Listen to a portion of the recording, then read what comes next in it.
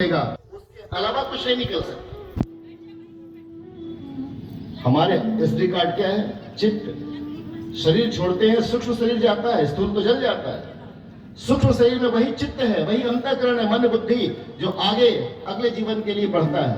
फिर जब नया शरीर धारण करते हैं, नया मोबाइल फोन खरीद के एसडी कार्ड निकाला और उसी कार्ड को डाल दिया, वही चित्त है। और उस चित्त में जो भरा पड़ा है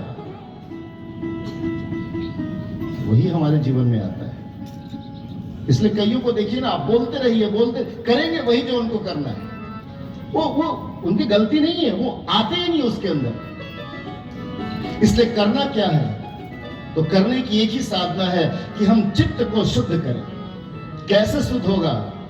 मंत्र से, विचार से, सोच से, भावनाओं से हम उसको ठीक कर सकते हैं, रिप्रोग्रामिंग कर सकते हैं, फॉरवर्ड कर सकते हैं और फिर उस पर नया वर्जन कुछ डाल सकते हैं। भाई बहनों, इसी का नाम साधना है। मोबाइल फोन हमारे पास है, इस भाषा को हम समझते हैं, इसलिए हमने कहा साधना का मतलब आप कितना अगरबत्ती भगवान को दिखाए और कितना दीपक दिखाए, ये सब केवल बाह्य वातावरण बनाने के लिए है। कई लोग तो भगवान को ऐसा अगरबत्ती दिखाते हैं, दे रहे हैं कि नहीं अगर दिए तो समझिए यही अगरबत्तियां है। मन में ऐसा ही भाव रहता है, भड़का के ले लेने का, डरा के ले लेने का या लोभा के ले लेने का। अरे सिस्टम है, सिस्टम को फॉलो करिए ना, जाना थोड़ी पड़ेगा आपको।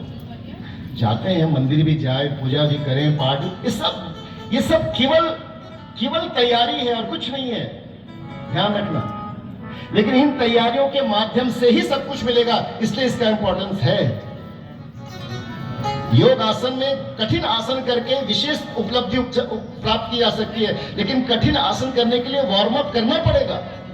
सीधे सीधे आप उठे और सूर्य नमस्कार करना शुरू कर दीजिए, उठे और प्रज्ञा योग करना शुरू कर दीजिए, उठे और मत्स्य आसन करना शुरू कर दीजिए, लचक पड़ जाएगा, नस खिंच जाएगी।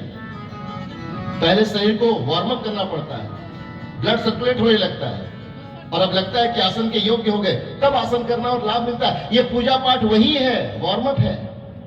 लेकिन यहां चूक नहीं करना है, वार्म अप करने में भी बहुत सावधानी है। खुले छत पर कर रहे हैं, हवा लग जाए तो फिर दिक्कत हो जाएगी।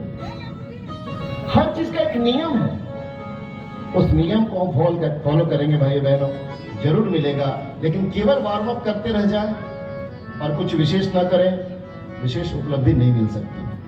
साधना इसी का नाम है। आइए हम सब उसी भाव से करेंगे। कई लोग रामायण की चौपाई पढ़ के तर्क दे देते हैं, हानि लाभ जीवन मरण यश अपयश विधि हाथ।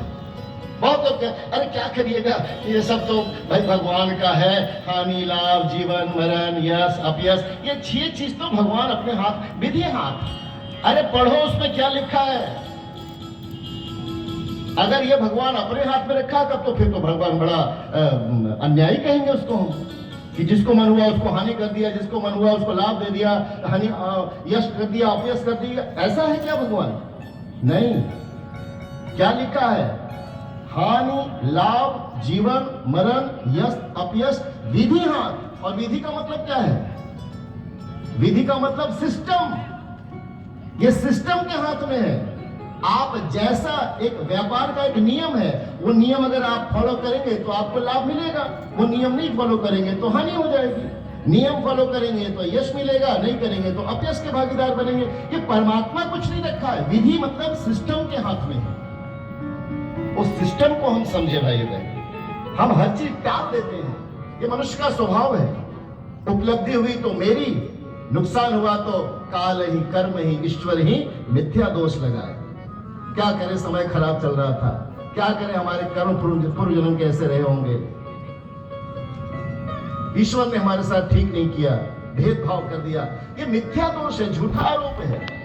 लेकिन लगाना हमारा स्वभाव है, क्योंकि फेलियर को हम स्वीकार करना नहीं चाहते। और कोई सक्सेस मिला है तो उसमें किसी का आशीर्वाद हम उसमें किसी को शेयर नहीं करना चाहते। अरे मैंने मेहनत किया साहब, सक्सेस गेन कर ली, देखी मैंने सक्सेस प्राप्त कर लिया। लेकिन एक सक्सेस प्राप्त करने के लिए कितने लोगों का सहयोग है, माता पिता गुरुजन समाज, टीचर, स्कूल।